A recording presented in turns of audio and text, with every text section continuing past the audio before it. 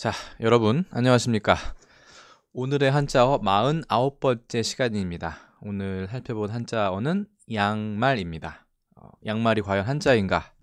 좀 의아하게 생각하고 들어오신 분들도 있으실 것으로 생각합니다. 바로 볼까요? 이 양말이나 한자는 제가 전에부터 좀 소개를 하고 싶었는데 마침 좀 된 것 같아요. 작년인가요? 유퀴즈 온 더 블럭 라는 프로그램에서 유퀴즈에서 소개가 된 적이 있습니다. 매일 신는 양말에 이런 뜻이 있었다니 하면서 소개가 돼서 좀 반가운 마음에 준비를 하다가 저도 한번 준비를 해보았습니다. 그렇죠? 그래서 양말 아니고 양배추도 서양에서 온 배추다 정도의 어떤 힌트를 얻을 수 있을 것 같습니다. 양말에서 양이 과연 서양의 뜻이면 말은 도대체 뭔가? 그래서 처음에 양말이라는 이 단어를 보았을 때 어린이들은 보통 이렇게 많이 생각을 합니다. 여러분 기억이 나시는지 모르겠지만 양털이나 말의 어떤 털 같은 갈기 같은 그런 걸로 만들었나? 라는 생각을 기억이 나실지 모르겠어요. 저는 그렇게 생각했습니다. 어렸을 때. 그리고 실제로 보시면 여기 보시면 방언 중에 양발도 있어요. 그렇죠? 실제로 양발이라고 쓰시는 분도 가끔 있죠. 저는 예전에 어렸을 때 많이 들어봤는데 보니까 경상, 전라, 충청, 황해도까지 에서는 양발이라고 쓰기도 한다라는 걸 봤을 때는 꽤나 광범위하게 양발이라는 어떤 방언이라고 할까요? 또 통용이 됐던 것 같다 느낌이 있고요. 대비라는 말은 이번에 처음 봤네요. 양말의 방언 제주도에서는 또 대비라고 쓰는 모양입니다. 자, 과연 그러면 양말의 말은 어떻게 쓸 것인가? 일단 결론은 이렇습니다. 양말은 이렇게 씁니다. 상당히 복잡하게 생겼죠? 네, 큰 바다 양자에 이게 무슨 말자일까요? 옆에 잠깐 보시면 아시겠지만 버선 말입니다. 버섯 아니고요. 버선. 예전에 우리가 신발 신기 전에 신었던 버선 잘 아시죠? 네. 그래서 어떻게 보면 한자를 알면 양말의 뜻도 상당히 간단하죠. 우리가 쓰던 버선이 아니라 서양에서 들어온 그런 버선이란 뜻입니다. 그래서 보시면 버선 말자가 두 가지가 있는 걸 알 수 있어요. 하나는 옷 의자 변에 있고요. 또 하나는 가죽 혁자 변에 있는 겁니다. 맨발에 신도록 실이나 섬유로 짠 것, 양말의 뜻을 모르는 사람은 거의 없겠죠. 사실은 이건 한자 설명이지만 얘가 본자고요. 얘는 통자나 속자 정도로 보면 될 것 같아요. 근데 결국은 어떻게 합니까? 얘를 훨씬 더 많이 쓰죠. 그래서 얘 같은 경우는 지금 잘 쓰지 않는다. 이 글자는. 그래도 둘 다 상당히 복잡한 한자이면 틀림없습니다. 볼까요? 양자는 큰 바다 양자입니다. 그래서 이 양이 양의 머리에 얼굴의 앞부분을 본떠서 만든 상형 글자다라는 사실은 알고 계실 거예요. 근데 양이 보통은 여기 보면 알겠지만 크게 무리를 지어 다니기 때문에 크다의 뜻이 있고요. 또 하나의 뜻은 양은 예전에도 상당히 신성시도 했지만 고기의 맛도 좋고 털도 다 주고 여러 가지를 많이 주는 그런 동물이었기 때문에 좋다의 뜻이 있습니다. 그래서 착할 선자, 좋을 선자에도 이 양자가 들어가죠. 어떤 양은 크다의 뜻이 있기 때문에 물수변을 하면 바다 중에서도 좀 큰 바다를 뜻합니다. 그러면 바다를 뜻하는 해자도 여러분 생각을 하시겠죠?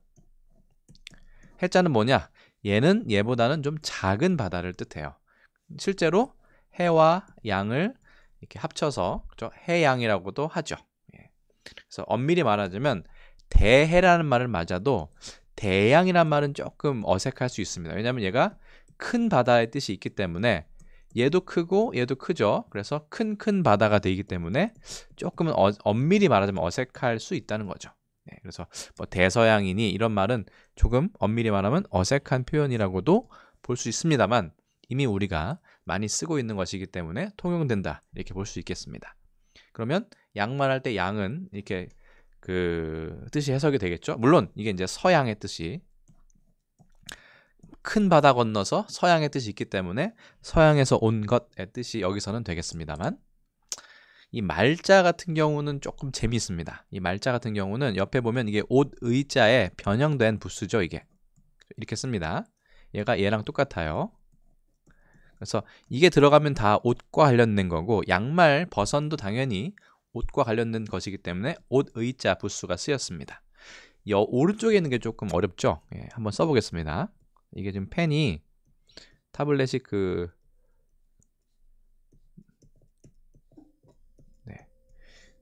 이지 드로잉 타블렛이기 때문에 조금 그 필기가 좀 부자연스러운 경향이 있습니다. 여러분들 좀 양해를 해주시고 그래도 잘 나오네요.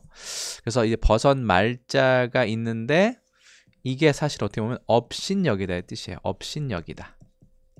좋은 뜻이 아니죠. 우리 모멸감 그렇죠? 예, 그렇죠? 할 때 멸자입니다. 멸시할 때 멸자인데 이게 왜 옷 의자랑 결합했는지 뭐 단순히 따지자면 형성 글자이기 때문에 얘는 뜻을 담당하고 얘는 멸이나 그렇죠? 말이나 비슷하죠. 거의 이 모음 중성 빼고는 다 비슷하니까 얘는 음을 담당했다라고도 치부할 수 있겠지만 조금 더 재미있는 뜻풀이를 위해서는 얘도 괜히 쓰인 게 아니다 라고 하면 이게 어떤 뜻이 될까요?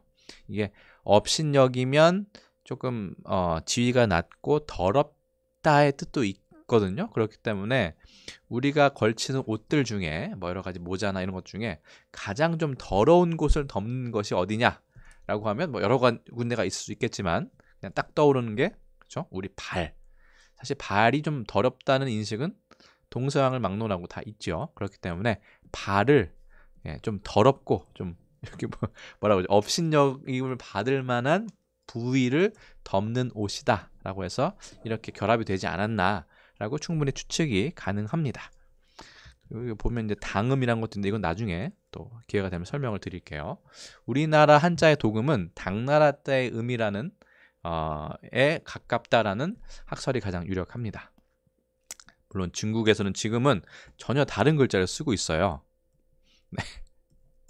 중국에서는 어떻게 쓰냐면요. 이건 또 너무 또 자세한 설명이 될 수 있겠지만 이게 그 버선 말자의 간체자입니다. 모라고 해가지고 그렇죠. 지금 중국에서는 이렇게 씁니다. 그렇죠? 모가 아니라 와입니다. 죄송합니다. 와즈. 이게 이제 중국에서 양말을 뜻하거든요. 자, 그래서 원래는 중국어와 일본어도 설명을 드리면 좋겠지만 또 그럼 너무 길어지기 때문에 바로 넘어가겠습니다. 이미 좀 시간이 많이 초과가 된 것 같아요. 아까 앞에 양배추가 나왔었죠. 그런 것처럼 앞에 양자가 들어가면 이건 서양에서 온 그 무언가를 뜻하는 경우가 상당히 많습니다. 대부분은 한자로 되어 있지만 어떤 것은 한자와 순수 우리말이 결합된 것들도 물론 꽤 있습니다. 그래서 그 서양에서 온 것은 흔히바다 양자를 쓰고요. 오랑캐, 약간 청나라 같은 데서 온 거는 뭐라고 할까요? 오랑캐 호자를 씁니다. 그렇죠? 호떡이니 그렇죠? 호주머니니 할 때 호도죠. 이런 거 할 때는 오랑캐 호자를 쓰고요. 또 하나 있죠. 중국에서 온 거. 옛날 중국에서. 이거는 조금 최근 중국이고요. 청나라니까. 온 거는 뭐라고 합니까? 당이라고 합니다. 당나라 당자 써서 가장 대표적인 게 뭐가 있을까요? 당근. 그렇죠? 이런 것도 나중에 설명을 드릴게요. 그렇죠? 당근도 당나라에서 온 뿌리를 말하고요. 홍당무도 마찬가지고. 또 뭐 있습니까? 당면. 당면도 예전에 중국에서 온 면입니다. 그렇죠? 물론 국수를 말하고요. 어쨌든 이 당나라 들어가는 것, 호 들어가는 것, 양 들어가는 것 있는데 오늘은 이 양에 집중을 해서 몇 개 단어 살펴보고 바로 컨텐츠를 마치도록 그렇게 하겠습니다. 양초. 얘는 양촉에서 왔고요. 촛불 할 때 촉 있죠? 양복, 양의, 의사입니다. 양약, 그렇죠? 한약, 양약 이렇게 따질 때 쓰는 거고요. 양식, 경양식 양 비슷하고요. 뭐 양식은 또 다른 걸 수도 있죠, 그렇죠?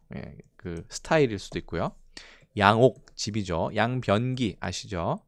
요즘은 잘 안 씁니다. 양란, 얘는 난초할 때 란자입니다, 그렇죠? 양궁 아시죠? 석궁이나 뭐 국궁에 상대되는 말이라고 보면 되겠네요. 양궁, 양공주 이건 모르시는 분들도 많을 텐데 조금 부정적인 뜻이기 때문에 설명하지 않고 넘어가겠습니다. 양탄자 이것도 원래는 깔개가 따로 있었는데 서양에서 온 그쪽 깔개라는 뜻이죠. 양장. 이거는 양복이랑 비슷한 뜻이 있지만 이 장자가 보통 두 개의 뜻이 다 되기 때문에 얘는 이제 포장할 때 장자로 보시면 되겠죠. 양철 있네요. 그렇죠? 네. 철 중에 서양에서로운 거. 양은. 은 비슷한데 또 서양에서로운 은이죠. 양회. 이거는 재회자입니다. 시멘트를 말하고요. 양행. 이 행자가 조금 어려운데 은행 생각하시면 돼요. 이 행이 어떤 그 직업이나 사업을 뜻합니다. 그런 계통의 사업 뭐 이런 거 일. 그래서 서양의 물품을 수입하고 하는 약간 그 무역 회사 같은 게 양행입니다. 양요 이거는 이제 그 어지러울 요자 해가지고 우리 병인 양요할 때 생각하시면 되죠. 양품점 네, 예전에 수입 상품 같은 거 파는 곳이 양품점이었고요. 양주 뭐 쉽고요. 여기까지는 이제 그 한자로만 이루어진 거였는데 여기부터는 한자와 우리 순우리말이 결합된 단어 예시입니다. 양배추. 물론 배추도 물론 그 백채에서 왔다고 하는 설명이 국어 사전에 되어 있습니다만 배추는 순우리말이라고 이제 화됐기 때문에 그렇게 생각해 보면 우리말로 치는 거죠. 그래서 양배추 그냥 배추 아니고 서양에서 온 배추. 뭔가 이해가 되시죠? 잿물이 있는데 또 양잿물이 따로 들어오죠. 이거 나중에 수산화나트륨인가요? 제가 갑자기 생각이 안 나는데 그 비누를 만들 때 쓰는 용도로 쓰는 그 성분, 화학 성분의 그 물질을 양잿물이라고 했었고 실제로 이거는 예전에 그 목숨을 스스로 끊을 때에도 많이 썼다고 저는 들었습니다.